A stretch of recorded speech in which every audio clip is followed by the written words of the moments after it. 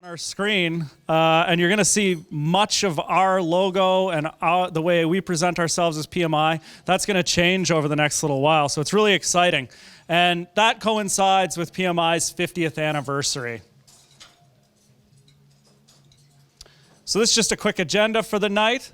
We've got lots that we're going to cover. We've got announcements about this change and some of the new and different and exciting things that are going to be coming up because of this.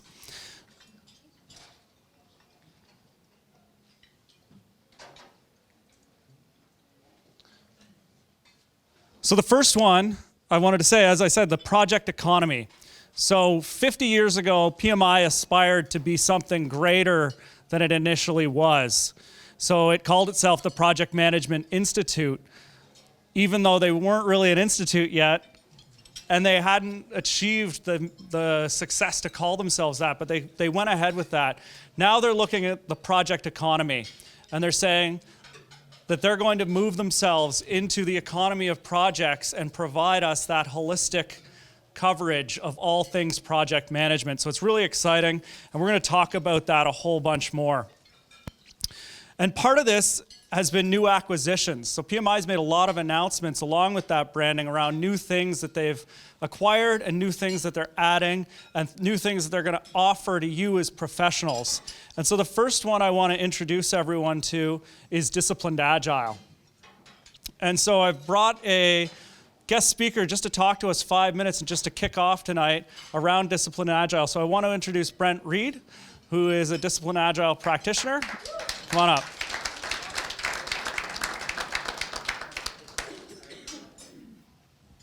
Sir. Thank you, Brent. Well, this is a lot to celebrate, isn't it?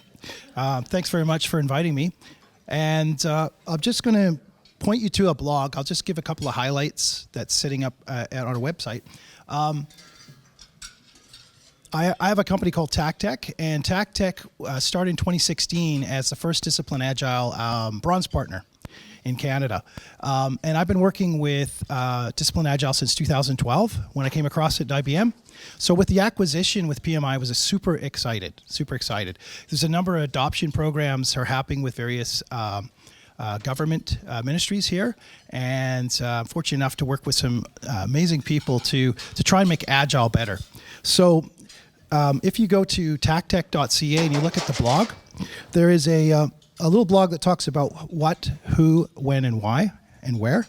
And some of the highlights about the PMI acquisition is why did they do it? What's the rationale? And Liam kind of already alluded to that. There's a sweet spot for Disciplined Agile to fit into the PMI program. First of all, if you look at Agile and what's out there, there isn't a body of knowledge. Well, with Disciplined Agile, there is a body of knowledge, and it fits nicely with the PMBOK. So when we look at the body of knowledge from an agile point of view and the roles of project managers and the roles of other folks in Agile, it fits really, really nice. So it's simply put that Mark says there won't be a rewrite of these PMBOKs, so to speak, in their entirety, but there'll be amalgamation and cooperation and collaboration between them. So it'll extend and complement each other. So why did they do this? Well, again, Mark and Scott says that they want to bring Disciplined Agile to the next level. So DA has been around for a number of years. Mark and Scott are both Canadians, so it's kind of nice to have full Canadian content and Canadian person influence the direction of Agile. They started as process gurus in this space, and they want to make it really stand out. So there's other frameworks. I don't know if you've heard of SAFe and others who have massive marketing machines behind it. So with PMI, it's really going to push it to the next level. So who can be involved? Anybody who is currently a PMP, a PMI, ACP, etc. There's new certifications coming. And if anyone's interested in what those certifications are, come see me later. I can show you a slide. It's a work in progress. Mark sent it over to me at 1:43 p.m. today. Mark is the VP of DA at PMI. And he said, as long as I don't send it out, I can show it because it is a bit of some changes.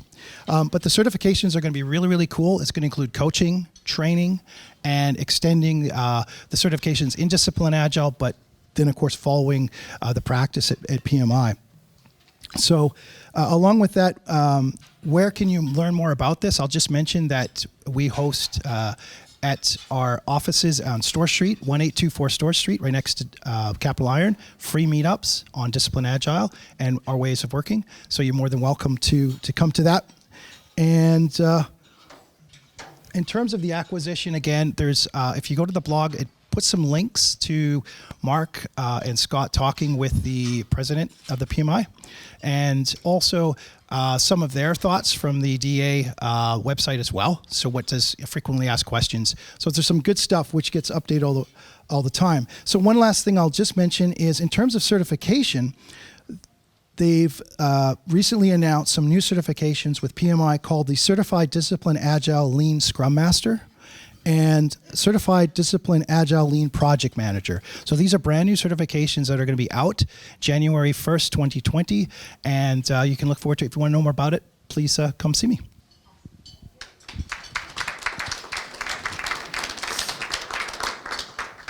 Thank you so much, Brent. And one thing I wanted to point out is like our community of project management is incredibly lucky right now because we have TAC and these experts in Discipline Agile that are going to be out here providing this to us right at the cutting edge. So we're going to be able to be some of the first chapters and some of the first members around the world that can really jump on and really learn about Discipline Agile and how we can incorporate that into our project management practice. So I'm really excited around that.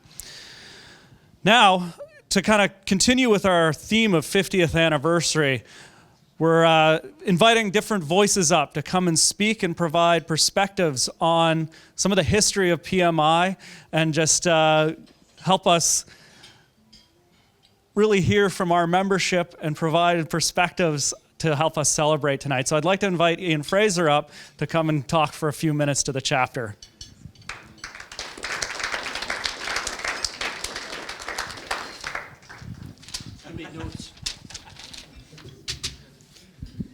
Hi guys, so I'm Ian Fraser. I've got a whole bunch of acronyms behind my name, which I won't bring you all out about, but I've been an IT practitioner for a while.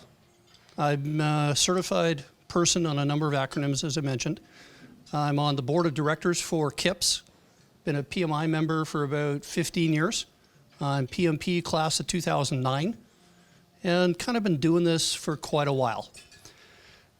And one of the interesting things that I've noticed over the years is that when I got into this world, there were the big guys, rockets to the moon, big buildings, big bridges. Those were projects. But what we were doing back in the 80s and 90s weren't projects. They were just stuff we were doing.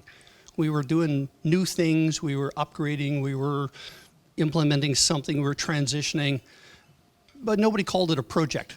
It wasn't generally known that what we were doing had a title. And one of the things that I've done over the years was back then I developed a methodology that I used to do my IT work. It had some consistent steps I went through, some consistent checkpoints and gates, and it helped me in what I was doing. I was a little more successful than my competitors because of that. And the problem was it was missing things, because I was trying to apply what I'd learned last week to what I'm doing this week. IT you might have noticed has evolved a little bit. If you grew up in the 80s and 90s, you notice IT changed about every week. There's new technology, new servers, new Windows 3.1, 3.2, yeah, all sorts of stuff. And one of the interesting things was as I traveled around, I talked to all these other guys at large red can soda companies or universities or Boeing or something who are doing these big things.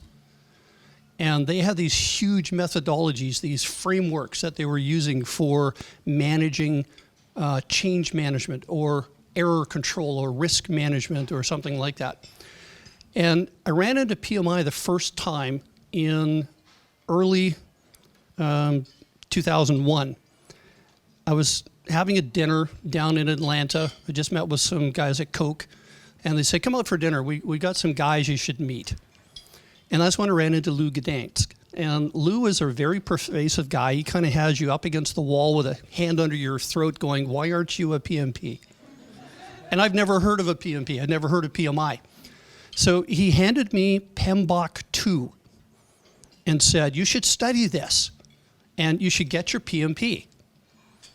And I wish I listened to him, because it was 8 years before I got around to actually doing the PMP. And of course, it was PMI-VI.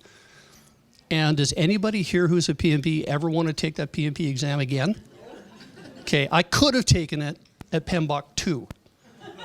It was a 2-hour exam.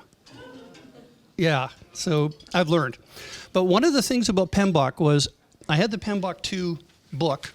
I was reading it going, my God, there's a framework just for us.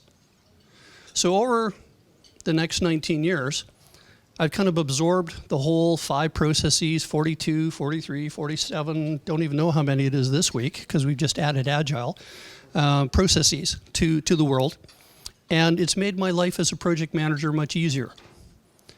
There's been a lot of work we've been doing that requires knowledge of project management and what it can do to be escalated up into senior management so that they can make decisions about what we can do with their money and their resources to obtain their goals. And I don't know if you've noticed, but there's been some trends about managers not knowing, or C-level people not knowing what PMs can do for them. A whole nother story. Anyhow, I've been involved with PMI for quite a while. I've been to many, many PMI events here in Victoria, in Vancouver, in Calgary, across Canada, throughout the States, depending on where I was traveling, what the times were on. Everywhere I've gone, I've run into project managers. At my table, I've got a gentleman involved in naval project management, other people doing software development.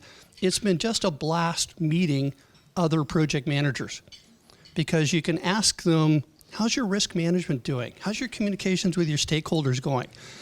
You know, really riveting conversational starters and openings. It's been fun. I go to the PMBA world every year. I've been doing that for about 9 years now as a speaker. You get to meet PMs from all over North America, occasionally Australia and England, and you pick up nuggets of information. 1 or 2 things that make your life easier, because God knows there's no way we can make all the mistakes that PMBOK tells us about, right? We can try. I see but that's what PMI has given to me, is the ability to put a framework in place that helps me do my job better, more ethically, at a more professional level than I could have on my own. And it's been a lot of fun watching the ethics and professionalism grow in the project management world over the last 4 decades. Been doing this a while. And I appreciate what PMI has brought to the table. And I've been giving back a little bit by teaching at the SEEPS courses, doing some mentoring work, speaking at the PMI events and the PMBA world events. And I really have to say that I'm really looking forward to the next 10 years, because we've now got Disciplined Agile on board. I met up with Brent a year and a bit ago, got the foundational Disciplined Agile training behind me, really enjoyed it. I think DA is going to be a whole game changer. If you think you know what Agile is, you got to learn DA.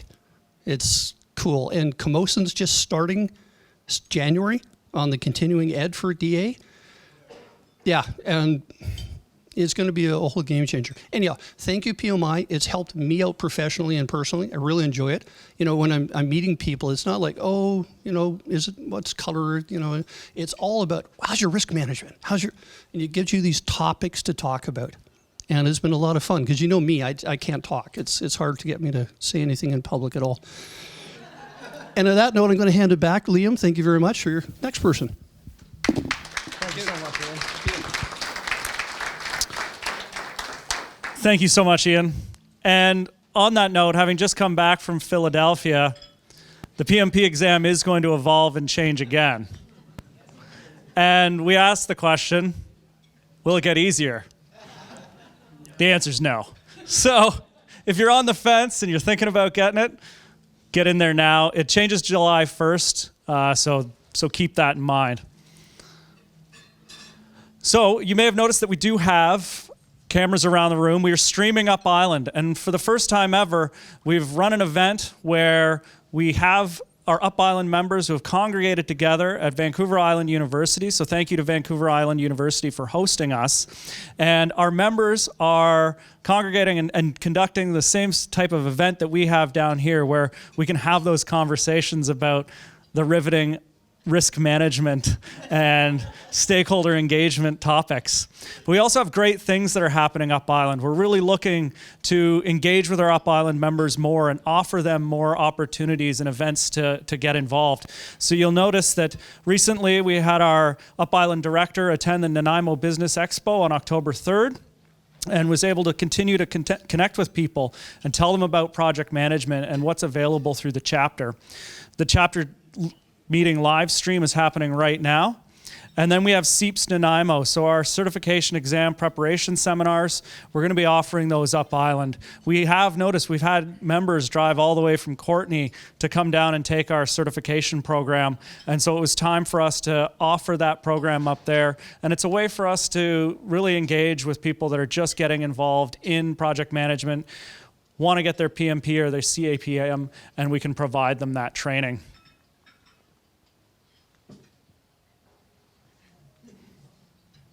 Not quite.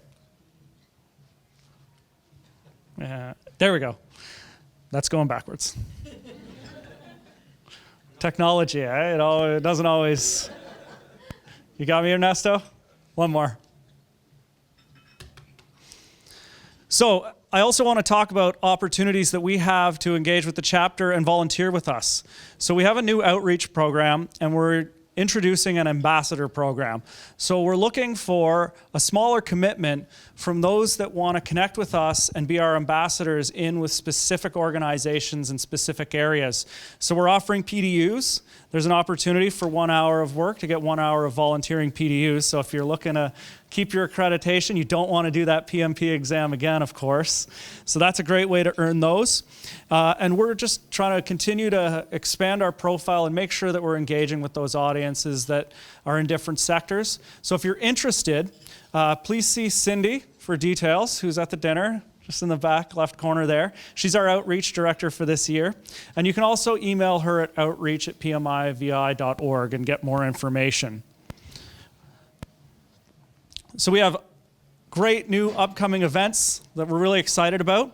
Project Talks. So this is a bit of a ways out, but we want to get this in your calendars now because it's such an exciting event for us. 2 hours, we're going to have 4 speakers, 20 minutes each. It'll be here, January 28th, 2020 at the Delta Hotel. And so David Barrett, who's come out, he is Project Talks and he runs that. So he'll be one of the speakers, and we're really excited about the lineup that we're going to have for that event. The Professional Development Conference. So we can formally announce that here tonight. May 4th and 5th, 2020. We're going to go to the Victoria Event Center this year. So last year, we had such a great turnout on our conference that we maxed out here at the Delta. We loved it here, but we know that we're likely to have more attendees, and we just have to grow. We have to be able to accommodate the great things that are happening in our chapter. So it'll be at the Victoria Conference Center, and the theme will be the project economy. So as I said, I mean, this term may not make a ton of sense right now. You may not be sure how you interact with that as a professional, but we will be providing that, and we'll be talking about this going forward and helping to develop that and build that understanding in our community. And then finally, we have our PMI-VI Mentorship Program 2020. So we are looking for mentors and proteges. This is going to kick off at the end of January. It's a formalized program, and it's open to any member in PMI-VI for either a mentor or a protege role. And this is one of my favorite programs because it's an opportunity, I think, for both sides to learn. This is one of the first things I got involved with as a chapter member was as a protege, because I came out of my formal master's program and I said, well, I understand the book, but what do I use from this? There's 700 pages. What would a real practitioner do? And so I was able to sit down with some incredibly experienced individuals, and they shared all of their knowledge and information with me in a really understanding format. And it really advanced my practice much faster than it would have been had I just made all the mistakes in the PMBOK on my own. So have a look at those opportunities. There'll be more information coming out in our newsletters, and be sure to email us if you have any interest at all in any of those programs. So now membership updates. So we're really excited. Our membership is going up. Yeah, it's great. So we're at 748. You can see year over year we're growing, and we're getting more and more professionals in our organization. We're really excited about that. So we've gone up by 52% in the last 6 years. Next slide. And so you can see a bunch of our new members on this list tonight. Do we have anyone in the room that is a new member that's listed? Yossi, right? Yes. Welcome. So excited to have you here. And make sure you connect with all of the great knowledge in the room, because we're excited to have you. Next slide. Please don't forget, right, that you want to make sure there's PDU opportunities, and so don't forget about that you can come to us and we'll make sure that you get those. And then you will get automatic membership renewal now. That's just built in, so you don't necessarily have to remember to renew. So as long as your credit card details are updated, PMI will just take the money straight from you.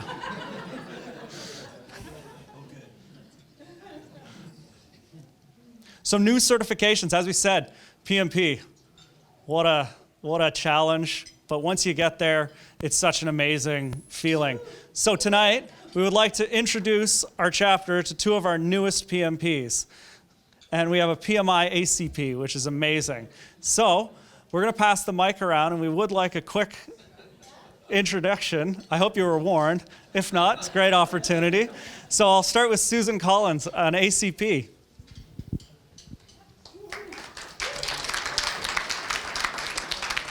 Thank you, Liam. Hi, everyone. I passed ACP in August. I actually applied to certify last September. I'm passionate about Agile, and at the time that I applied for certification, I was running large transformation projects at IBM. I've since left that company to another IT company. And Agile project management is still near and dear to my heart, but not the sole component of my new role. But it's, to me, a daily practice in everything I do. I'm really excited to be part of this organization and very happy to be here tonight, and thank you. Congratulations. And Renata. Hi, everybody. My name is Renata Rafael, and I've been a member for about a year, but I just got my PMP at the end of August, I think it was, or early September. I feel like time's already flown by. I passed, that's all that mattered. I work with the BC government. Currently, I work in a policy role, but I'm looking forward to making use of my designation soon, and it's great to be a part of this chapter and meet people and network. I actually benefited from the program, the SEEPS program, and I took the MCPM program through UVic as well. So just glad to have it done, and thank you. Thank you. Thank you so much. And one more big round of applause for getting that massive milestone.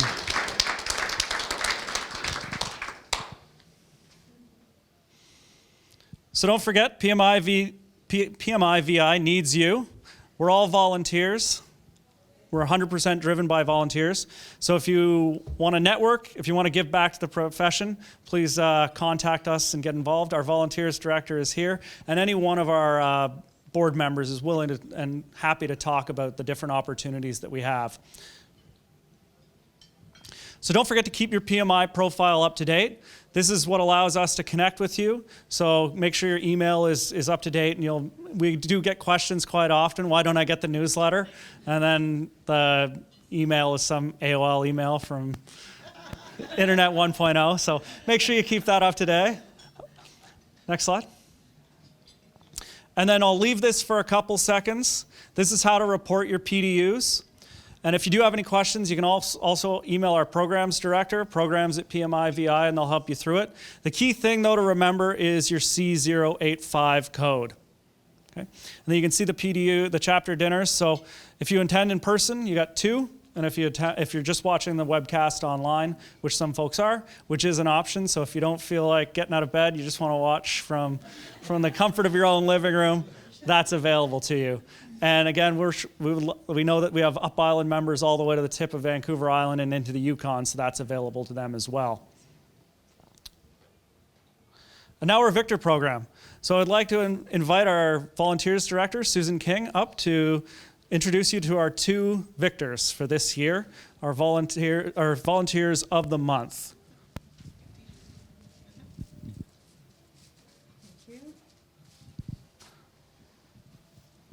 Thank you, Liam. So is it with my pleasure to introduce Deja and Madhu, and if you could both come up. Is Deja here? Okay, all right. Thank you. Please come up here. The reason why I have invited you both to come up at the same time is because you have so many things in common when I read your bio. So you're both professional engineers, and you have both come to us through the SEEPS program, which is really great. And Deja, you were involved on the board for 6 months as a professional development director. And so we really appreciate that work that you did for the board. And Madhu has been with the SEEPS program for about 4 years and was also involved in the rewrite of the SEEPS program when we moved to the PMI-VI. So we'd like to really thank you for your contributions. And we have a small token of appreciation for you both. Thank you. Thank you. Thank you very much. Okay. Thank you very much.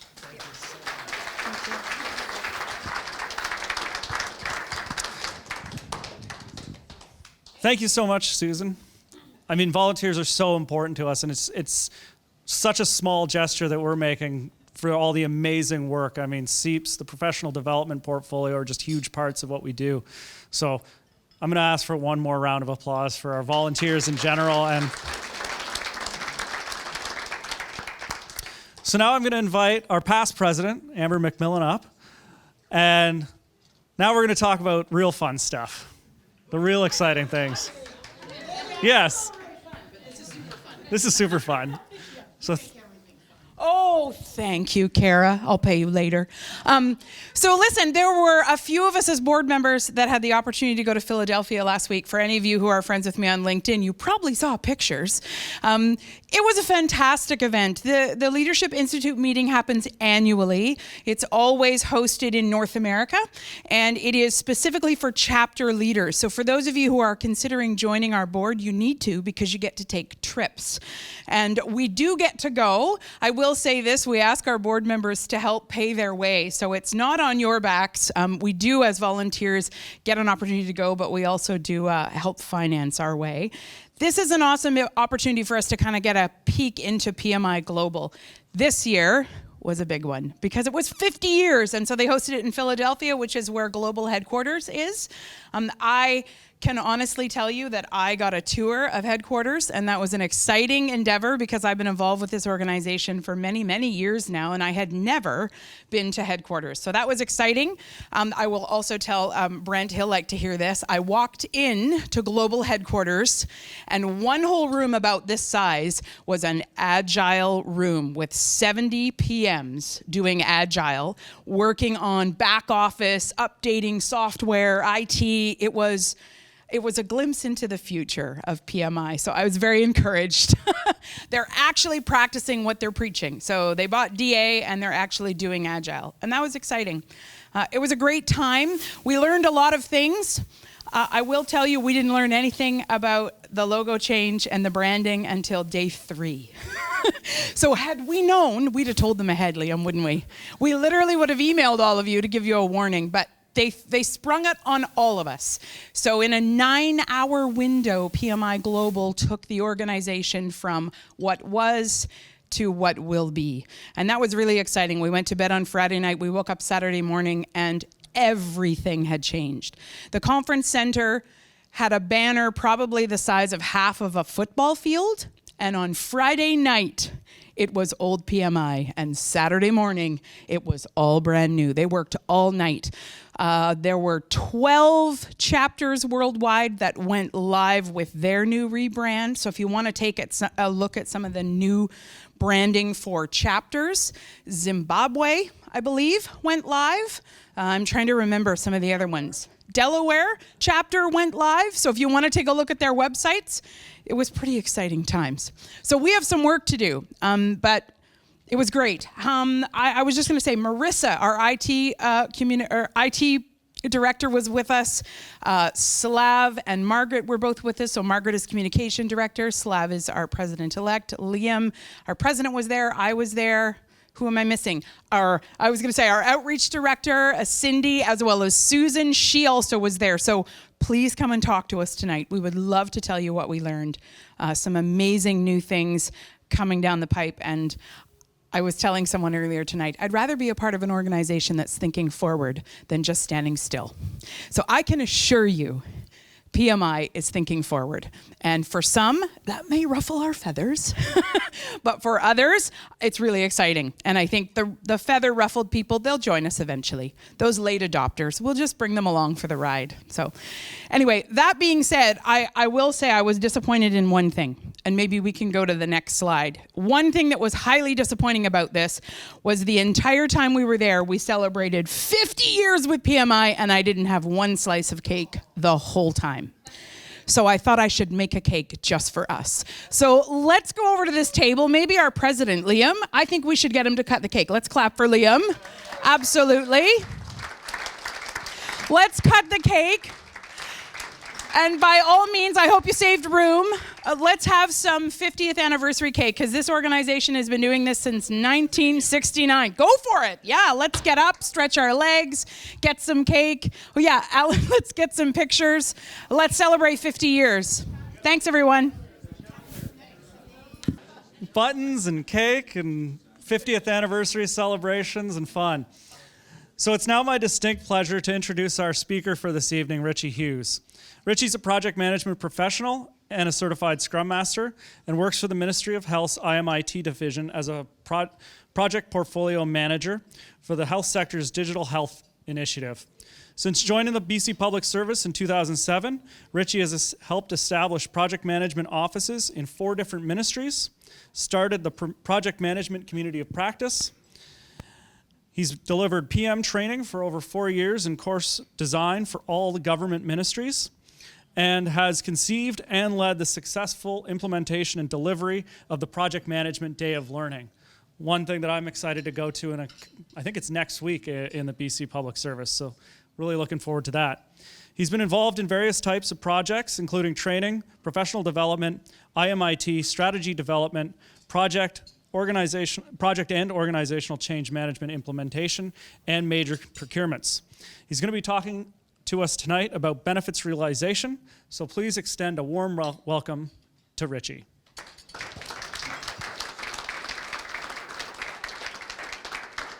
You'll have to just give her the next slide, because it's perfect.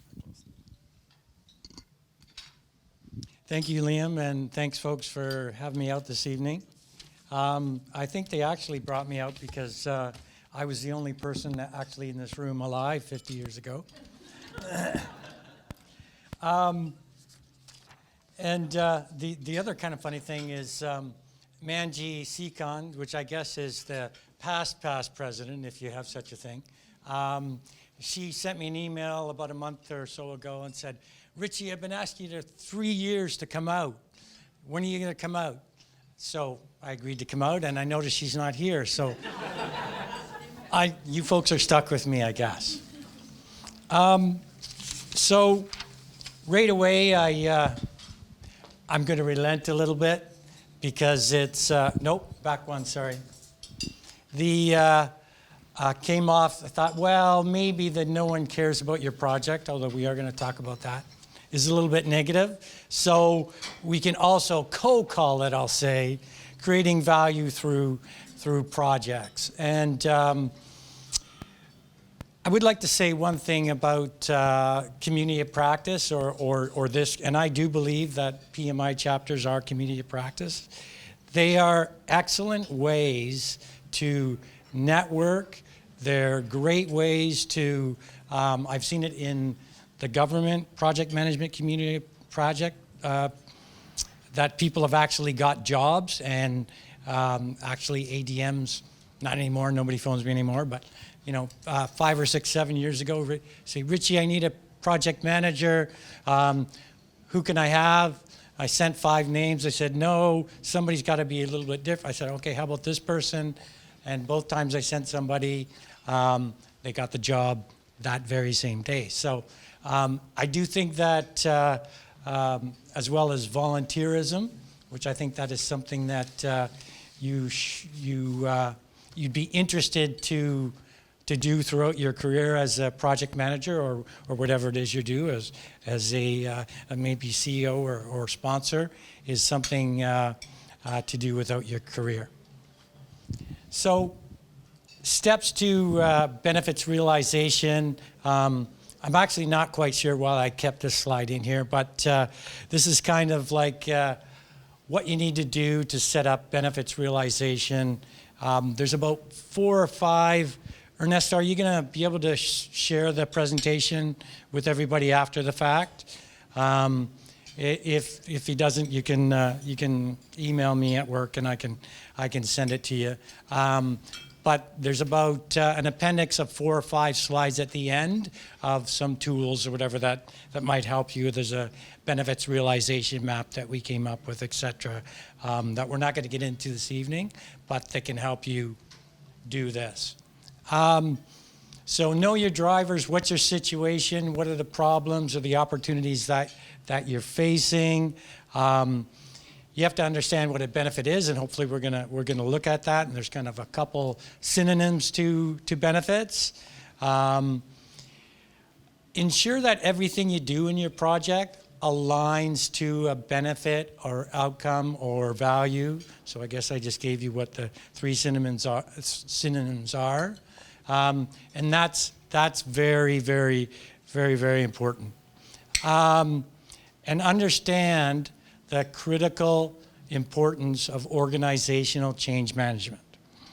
And we're gonna get to that and why you need to know that as a project manager or sponsor or project practitioner. So a story. One time I was actually young.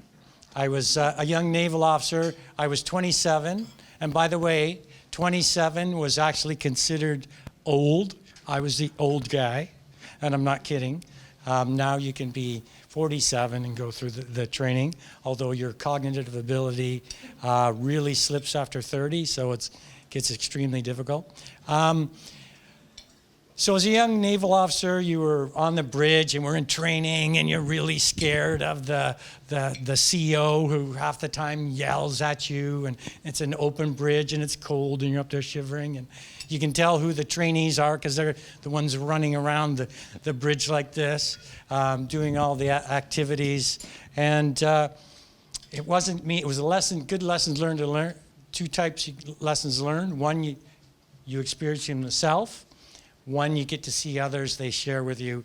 This was one I got to see somebody else, and this person was doing very well in his passage, they called it, in navigation. And so the captain started pinging on him, and one of the questions he said, "What's your job, Mr. X?" I'm not sure what his name was. And he said, "To safely navigation, no. To lead others, sir? No, that's not your job." And he finally got, and we didn't guess it, he said, "No, your job is to kill the enemy." And I know that sounds not very nice, but we were in the military after all. So we'll see whether that captain was right or not.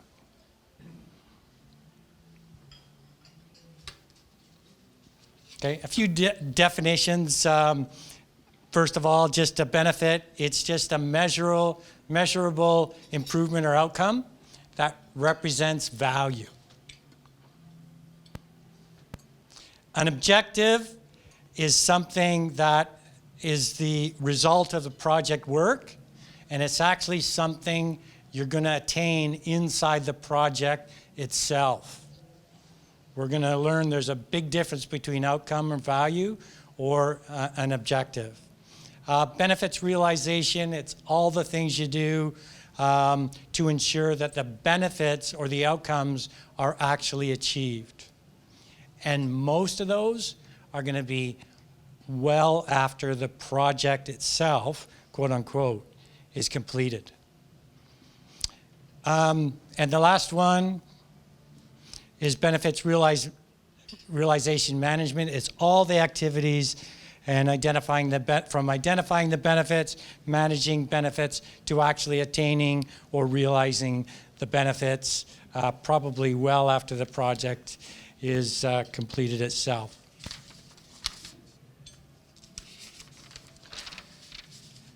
So, objectives don't equal benefits. So an objective, again, is something that you attain inside the project. Scope, deliverables, objectives, they're all mutually supporting. So when your project ends, you should have attained all of your objectives. You might have achieved one outcome possibly inside the project, especially if it's very long. But it's quite possible that an outcome or a benefit is only going to be achieved months, years, or even longer after a project is completed. So benefits, outcome, and value, I'm using a little bit different than PMI does, but I say that they're all synonyms. One of the things that, by the way, there is I just learned this weekend, so I should have known it earlier, but as of January this year, PMI has a benefits realization practice guide or benefits management practice guide, one or the other. It's fairly short, it's only about 100 pages, and it is quite good actually. Yes, that is short for PMI, especially if you've been around for a while and seen the PIM box grow. And one thing that PMI says is they give a definition of benefits as benefits minus cost is equal to value. So they're saying in that sense that everything can be equated to profit or money, and I say that does not adequately enough, yes it is value, represent value. And I'll give you an example. There's 750,000 citizens of British Columbia who do not have doctors right now today. Probably a lot in this room. My wife does not. Absolutely. And it's in the last 2 weeks, maybe 3, I've heard 2 of my friends, one coworker, say, I went to my doctor with my mom. Doctor said they're retiring. So, attachment is a big thing in healthcare. It means you actually have a doctor, or it's going to be a little bit different in the future. You're actually going to have a team of practitioners that you can go to who all work together. That's a big thing. If you don't have a doctor, it's absolute value to you today if you go, I have a doctor. I have a doctor. And guess what? That's not money, but it sure is value. So I don't think value, definitely money and profit is value, but it's not the only type of value. So this sounds a little bit harsh. When I was asked to come up with if I would talk at a project management community of practice. By the way, you guys are seeing that, so if you're going to the PMI community of practice next week, this is not the dry run, but I'm going to do the same presentation. So I kind of thought, yeah, this is what I'm going to do. So it should say almost nobody cares about your project. But they do care about something, and we're going to see what that is. But if you talk about your project and only about your project, there's a good chance that they might not be all that interested. And the good thing, if we know what they're interested in, guess what we're going to talk about as smart sponsors or project managers? We're going to talk about that thing that they want to hear about. Okay, so everybody know what this is? This is the new Corvette. I don't think they use the term Stingray anymore. I guess it's quite revolutionary because it's the first one since 1953 or 4 or whatever, when they first started making them, that actually has a mid-engine. Did anybody here care about all the trials and tribulations they had and went through and struggles that the project team to come up with? No, you don't care about that. What do you care about? Either the picture looks nice, or I look nice in one, or I have a friend who has one. Okay? You care about the vehicle or whatever kind you have. You don't necessarily care about the struggles that the project team had. And I was did anybody go to Connect 2019 last week in government? If you get a chance to go to that, it's put on by the OCIO. And I think you can buy your way in if you're not, or if you're a vendor. It's actually an excellent conference. And this year was all about digital. And there was someone there from Microsoft, and he was talking about proximity. And he said, proximity creates empathy. So if I work close to this project team, I'm going to say these folks are, they're all good-looking project managers and sponsors, etc. They're a project team. If I'm this close or this table, then I have empathy towards them. And he was talking about diversity and inclusion and children and others who were disabled, and how if we could make products that actually fit everyone, because Microsoft apparently used to make for the average person all their products. Now they make it for everyone, and it actually encompasses everyone. So they said that proximity creates empathy. I'm not sure if that's true. I think folks three cubicles away that are working in a different project, if it's not related to mine, I'm interested in them as a person, but I'm really not interested in their project. And I think we're all kind of like that. Okay, so what do people care about? They care about value to themselves. Think about it. That's what we all care about. And so nobody cares about your project, but everyone cares about the value that your project creates for them. And I believe this is true. So think of it. If you're talking to your sponsor, what do they care about? They have to go. Now, they might be the owner and the ultimate owner, because you might be a PM who builds houses or whatever, and your sponsor is the actual customer, and they are the end person. But they might be a sponsor who then reports to somebody else for the project.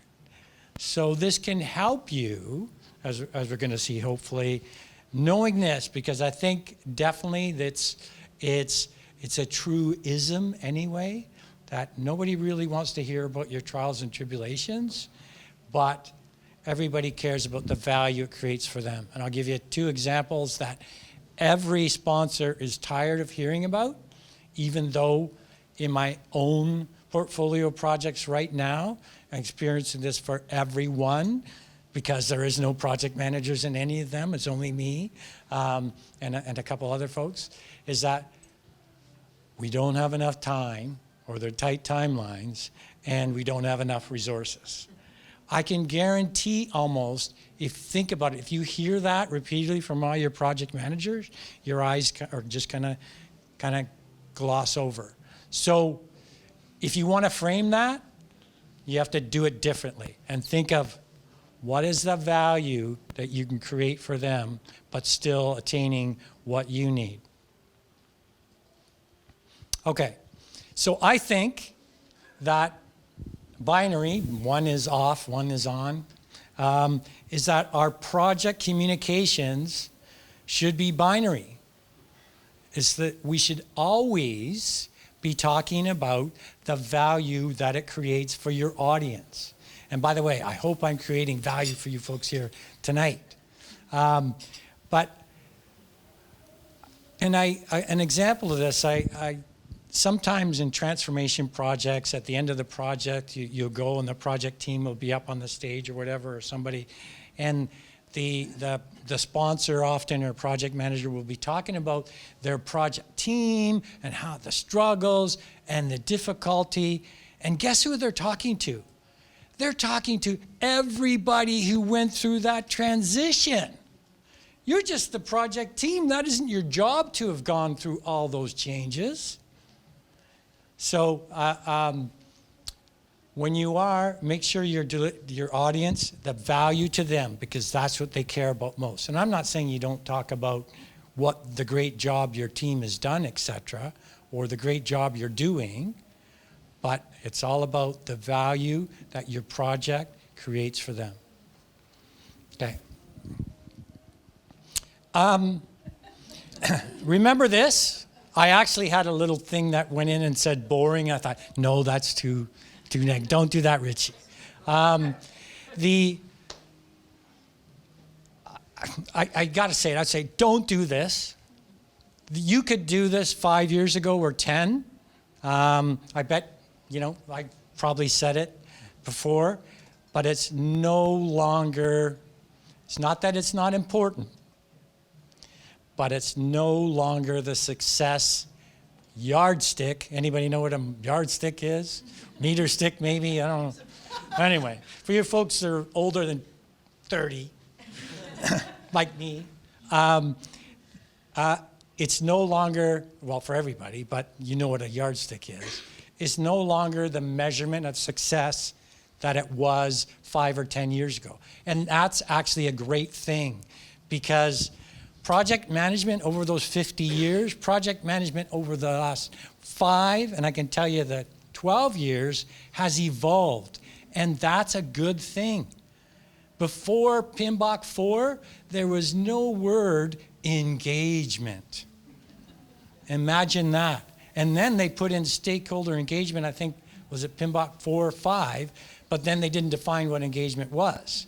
I'm not sure whether they did it this time or not. So can you imagine doing a project now without engaging stakeholders and actually using those words as opposed to communicating? So project management has evolved, and I think that is an excellent thing. And it's something you have to do throughout your career. I'll give you an example about the on-time scope and budget. You've probably heard this one before. The original Ford Taurus, not quite as exciting as that other one. Actually, it probably was for Ford, because in 1985, they released the 1986 Taurus, and it absolutely changed the way, actually, people actually started listening to Deming, who was actually, I think he had passed away like in 84, in 1984, at the age of 84. But they actually started to listen to him about quality, and the project manager of this project did everything differently. He actually went to production and actually talked to them. He actually went to the pure experts to find out, what do people want in vehicles? Anybody know who the pure experts were? They're sales folks. Nobody had done that before, actually gone out, because they don't work for Ford. They work for some franchisee out there somewhere. Okay, they don't work here. So he actually changed the model for how Ford and cars were developed. What happened? It became the #1 selling vehicle in possibly the world, but at least the North America. They won all kinds of J.D. Power and all those kinds of awards, won all those awards. Actually took Ford Motor to actually #1 ahead of GM, which was a really big deal back then. But the project was 6 months late. What happened to the PM? Fired. Because they weren't thinking outcome or value, they were thinking on time, scope, and budget. Was that the right way to think? I think possibly it wasn't. Ford Taurus, they stopped making them. Second PM, trying to short the story a bit, came in about 92 to relaunch the Ford Taurus. Haha, I know what's #1. On time, on scope, budget. Was he in the team? Absolutely. Was the car a success? No. Everybody panned it, they hated it, the quality was terrible, could have used another word. So on time and scope and budget, it's in the past. Okay, so a kind of a cool thing in the Ministry of Health when we were coming up with a project management office, I actually took a course, ProSci, which I would highly recommend. I don't know if there's any people that have done that. It's organizational change management. It actually changed in that 3 days, 4 days, whatever it was. It changed my perception of what a sponsor was. I actually believed after that sponsors it was a coalition of sponsors, not just one person. And I also got on the benefits realization train, and I have not been off it yet. And we'll talk about that later as themes. So the Mark Langley, who was the PMI president at that time, I guess he's the past president, they might call him, he said, we do projects because they add value to organization, and how much value they add depends on whether the projects deliver the intended benefits. And then Michael Wood in the same, by the way, if you Google PMI benefits realization, even if you're not a member, you're going to get 6 or 7 white papers that they did in 2016 that are short actually, and are actually quite good. I learned quite a bit from them. And it said project portfolio management process does not end when the project is turned over, i.e. it ends. Benefits or value the project is designed to enable need to be monitored and validated over the time. And that's actually one thing that PMI says in there. They talk about benefits realization as a culture, and that we have to think beyond projects as delivering value. We have to think of the organization. So you might, depending on which organization you're in, it's like everything as a project manager you do. You're kind of swimming upstream or against the current a lot, but you can add value. You can say, hey, we need to be talking about outcomes here, etc. So who owns the benefits? Who's this?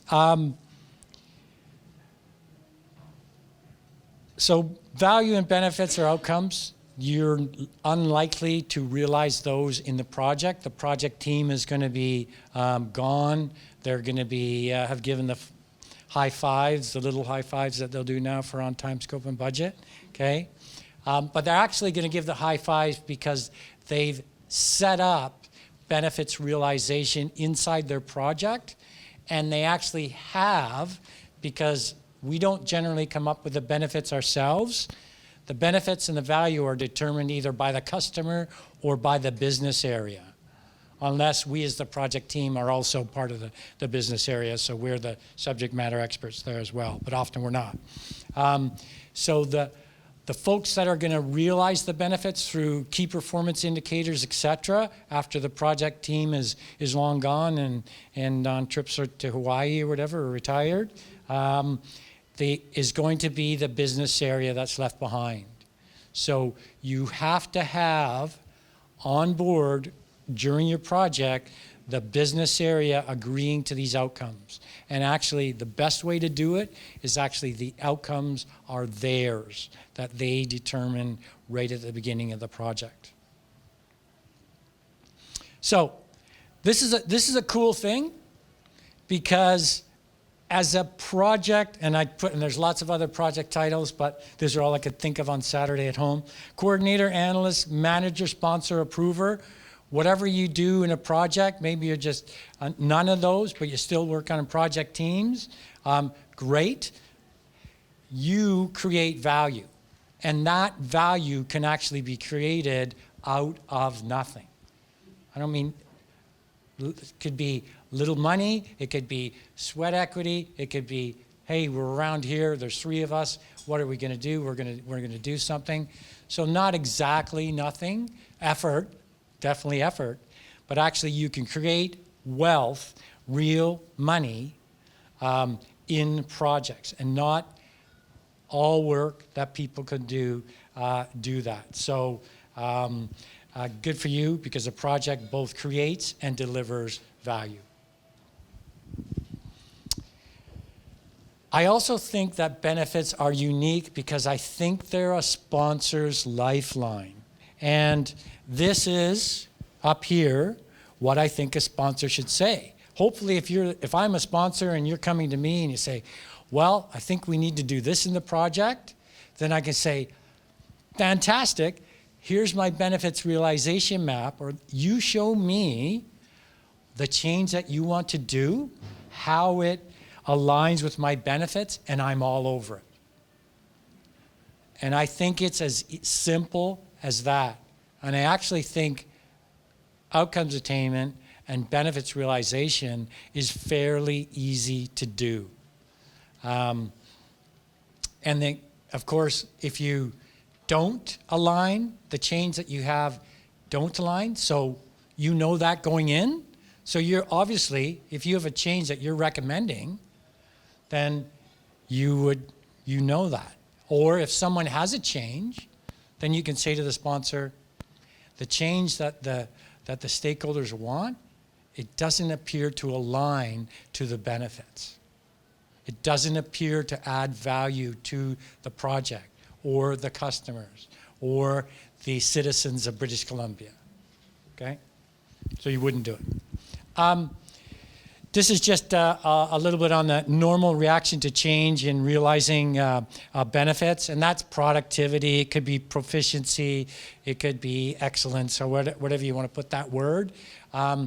Always, always, always, when there's a change, we have a new computer system or a new way of doing things, there's always a drop in efficiency. It's new. We don't have the comfort we just had 2 days ago with the old one. Oh, I like that one better. Okay, so it's always going to go down. The one that ProSci will teach us, the things that you want to worry about, is if it goes down in the red there, because the more significant the drop, the more unproductive people come, the more disengaged they can become, and the more apt they are to flee or leave the work or whatever, the transition, etc. So what would a benefit look like? We want to increase productivity, say, that this is what it would look like over time. Go through your change, and actually that's a benefit. That's when you know, so one outcome, say, in your project, is that we're going to increase productivity. And your KPIs could be by X% in the first year. And by the way, it's not the first day. If anybody, you don't instantly get that. Always, and that's good because not everybody's aware of, when you go to a new system, whether it's a call center or whatever, there's going to be a decrease. I know we always say there'll be no impact on customers. That's a good. That's not wishful thinking. Obviously, we do everything. We actually do sufficient organizational change management, so that's not the case. So it's only a little bit, but it will always go down. So organizational change management, by the way, you're going to see in a couple of slides the things that I think is sort of out for project management, what's in for project management. And this is definitely one of the things that's in. And Traditionally, I guess I'm an IT guy now. It's another thing you can reinvent yourself throughout your career, is that IT and change management was what, you didn't get the manual? That sounds ludicrous, but that's almost the way it was. And that's not the way it's done today. So organizational change management, as I'm sure you all know, is a big part of all our projects, just like stakeholder engagement. So OCM is the human side of change. And by the way, the reason that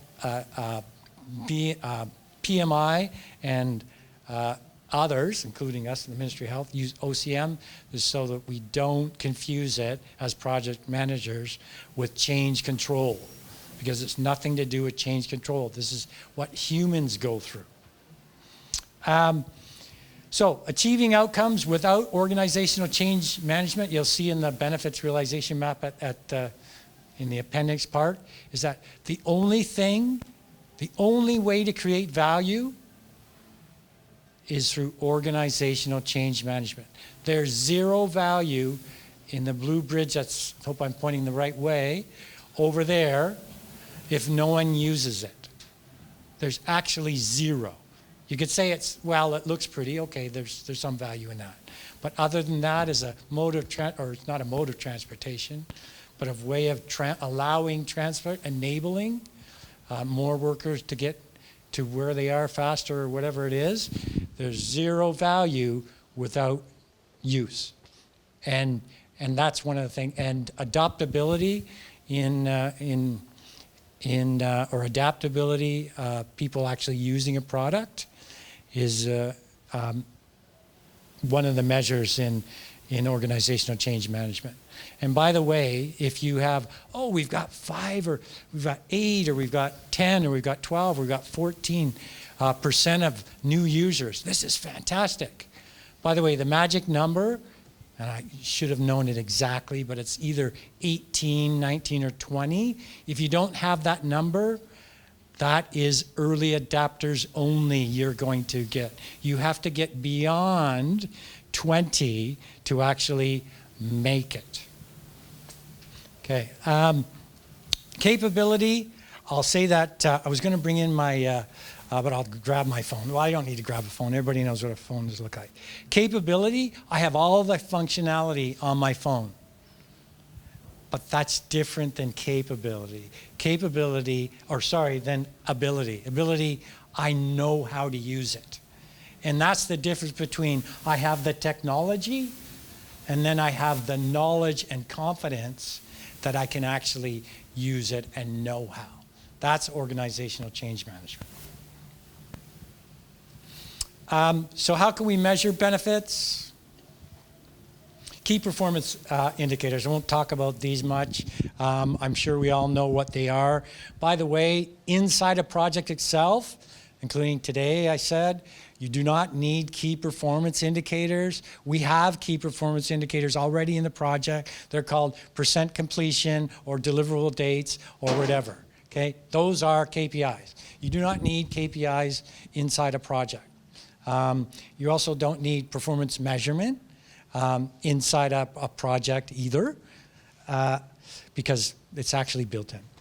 So what's a key performance indicator? It's just a quantifiable measure that gives an organization a gauge of performance over time. By the way, I think when they built the first bike lane in Victoria, especially the one that goes the 2 ways, I'm a cyclist, by the way. I walk to work and I cross them every day walking.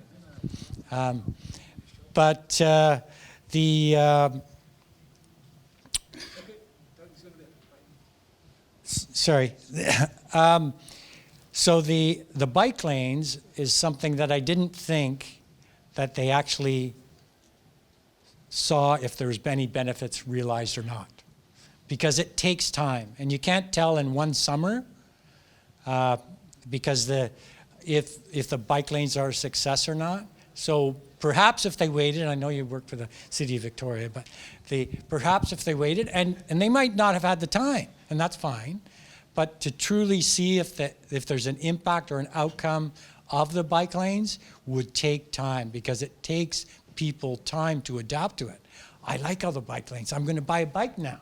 Or I feel more confident because the Blue Bridge is actually a lot safer than that old thing with the grates. And yeah, I went over there lots of times and I never went down on it, but I have friends who did. So I don't think they measured the outcomes, but the outcomes, maybe they will at some time. But I think outcomes are and realizing benefit is the ultimate success measure in projects. Okay, so how do we measure projects?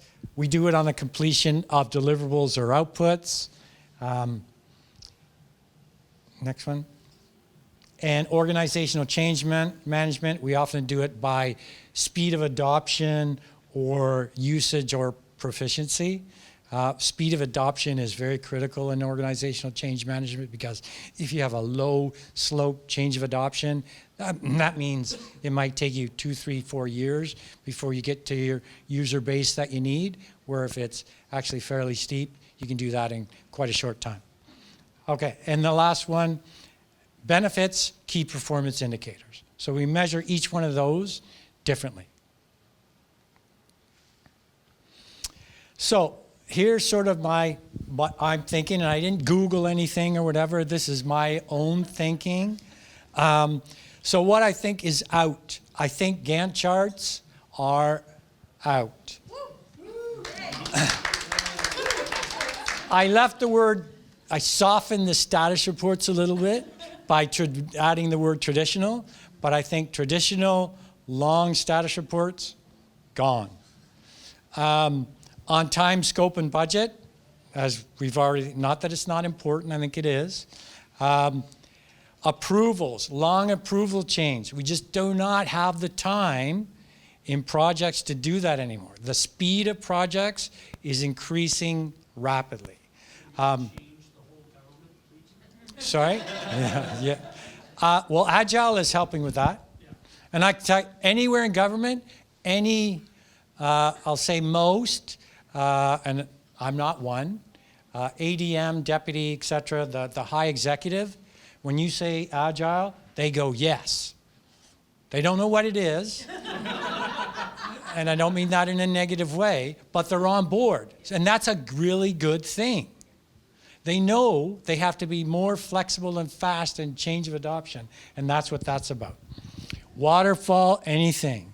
I actually heard a new term the other day, new to me anyway. It was called, what do they call it? Wagile or Wagile fall? Or Wagile, yeah. So waterfall, agile. By the way, I don't believe there's anything such as a pure agile project in government anyway. So for the most part, it's out. Yes, I do not want to build a plane or have someone build a plane or be on a plane where somebody's pure agile teams. That's a little scary.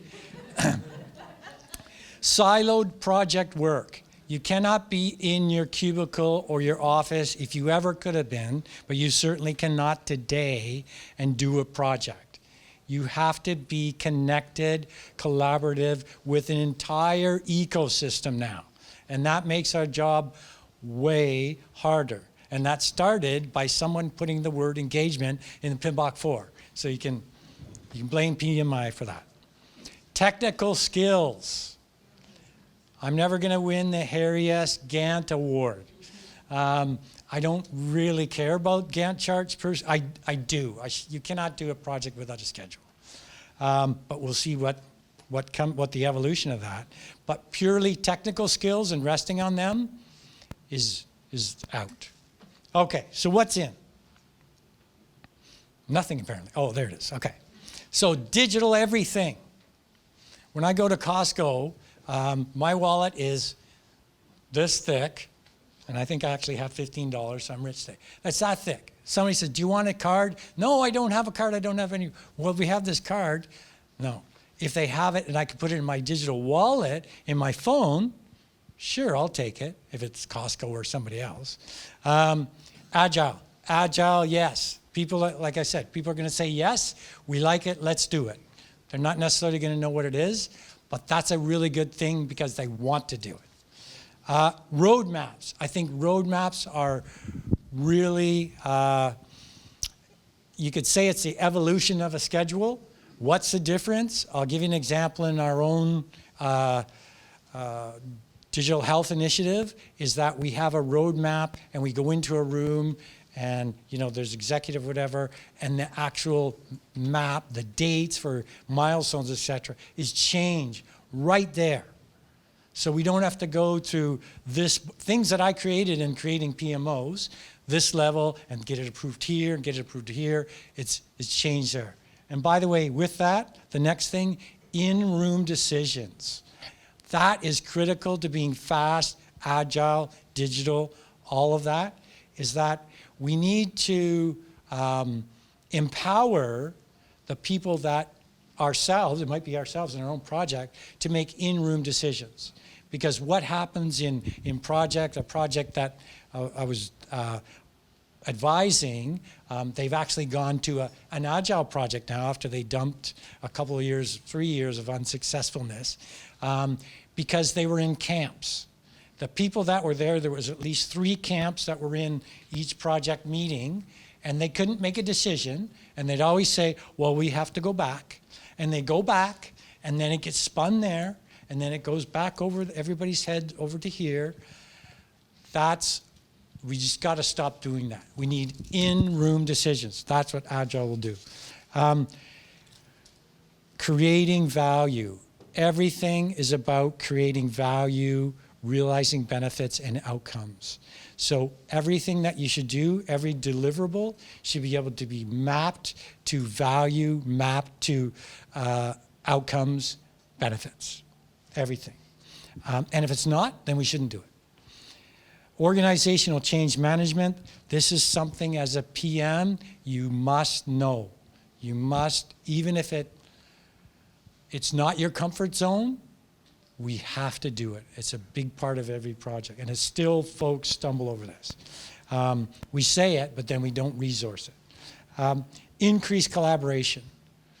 Comes with that engagement. More and more folks, what's the definition of a stakeholder right now? Now I think it's got down to basically anybody who says that they're a stakeholder. That makes our job more difficult. Soft skills are critical to a project manager, and by the way, anyone, any leader. And the difficult thing about those, for the most part, you can't learn those from a book. So, how do you learn those? I used to say to my kids, apparently, so they tell me, that you have a good back pocket and a bad back pocket. When you see somebody do something that you want to emulate, a leader emulate, might not be, you write it down, you remember it. Something that you do not want to do, you put that in your not a good soft skill book, okay? And you remember that. That's how you can get good at those. And we all have things that people might take the wrong way, so we have to continually be aware, and especially more in today's society, of how we impact and the footprint we make and leave. This one is something that I've done. You have to reinvent your skill set, and it's going to become more and more often. So, remember this? I hope you remember this. Nobody cares about your project. However, everyone cares about the value it creates for them. So, remember that story, the naval officer? No, it's about getting bad guys. It's not. It's about value to people. And what did he really, where's the true value in what he said? Was actually in keeping Canadians safe. That's what the value of the armed forces is. It's not killing bad guys. Okay? So he was kind of right, he's close, but it's actually about value. So, valuable PM career, what might that look like? And by the way, I have no idea how I'm doing for time there, guys. I don't see anybody going like this yet, so I'm almost done. So, create value every single day. for your customers and your coworkers. Learn continuously. I've been a volunteer, a lifelong learner. I think it will keep you energized. Share what you learn, coach, teach, mentor, give back. That'll pay off. People remember that. I was told in this room tonight that people still talk about me in PM 300 and PM 200 courses in government. I never asked what do they say, but maybe it's best. But they always seem like it's good stuff they're saying. So leave good things behind. Know where PM is going, okay? And then get there and then beyond. It's what I've seen in my own organization is that you come in with a PMP, say, and you're at this level, but that's not good enough. Where do you want to be in 5 years? And I've seen people who've stagnated, and guess what? They're people at fairly high positions, and they say, well, we better get a consultant in to do that project because we don't have anyone. They're the same level as I am. So where do you need to be? And work with the organization. They should actually have training systems, by the way, to get you there. So if they don't, make sure you do that yourself. Embrace themes. Themes, like I've been on for a while, is benefits realization and value. It's almost time to get a new one. But have something that you're really good at. And the thing is, nobody can take it away. It wasn't till 2 months finally today, when I was in an executive meeting when my boss couldn't make it, and I said, the thing that worries me about this is that we have 4 goals, and they're the ultimate outcomes, but we don't have any outcomes behind that. And everything is about creating value and should be mapped to outcomes. And they actually went, yeah. Okay? I had to wait. I don't come in there day one, oh, where's your outcomes? That's no good. Oh, this project sucks. No, that's not going to get me, well, it might get me out on the street fast. So embrace themes. Be flexible. You're not always going to be able to be at the level you want. And you're not necessarily good. I've been on project managers as just part of the project team, which is fantastic. I've been a project manager, all kinds of different project names. But help out others. Don't be in a rush. I see who I perceive as young folks, and my kids are 36 and 34, so if you're younger than that, you're young folks. Like yourself, is that don't be in a rush. I think, why do you want to be a director already? I said, you've only been in the government for 2 years. You have 2 houses. You have wonderful kids. It's like, wow, you don't have to stream up there. And actually, one of the last heads of the public service that we had, when he left, that's one of the things he said. He said he's seen some colossal failures of folks who just climbed the ladder too fast, and they came shooting down. So gain experience, it means a lot. And last, don't forget to create value for you, for yourself, because you deserve it. You have to create value for yourself in whatever that means. To me, it's valuable to be asked to do something like this evening. It's valuable to me when somebody asks, Richie, what do you think? And to prove value to me, I love to go on to courses. I mean, I'm not a course freak or anything, but educate me. That shows that you make an investment in me as my employer. And just one last thing.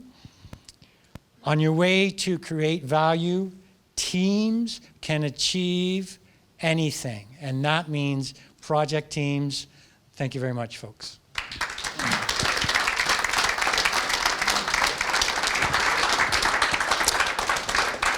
Thank you so much, Richie. I can see why Manji has been asking you to do this for so long. I think we have time for maybe 1 or 2 questions very quickly if there's something burning in the room. Anything online, Slav? And I can hang around after too, so. Okay. Thank you so much, Richie. Thank you. Ernesto's got. You can't get away that quick. I want to thank Richie for this wonderful presentation. It's amazing how beautiful it is with someone share their experience, right? When you know something and you just come and you share with others. This is amazing. And I want to thank you with this book from the PMI for the 50th anniversary. Thank you very much. I would like to resume the ends on the presentation. It's adapt, right? We need to adapt, we need to learn, we need to reinvent ourselves and continue with this beautiful profession, right? So thank you. Thanks, Ernesto. This concludes our festivities for tonight. So thank you so much for everyone for coming, celebrating PMI's 50th anniversary. And to all our members up island, in the Yukon, and everyone here, heartfelt thank you and good night.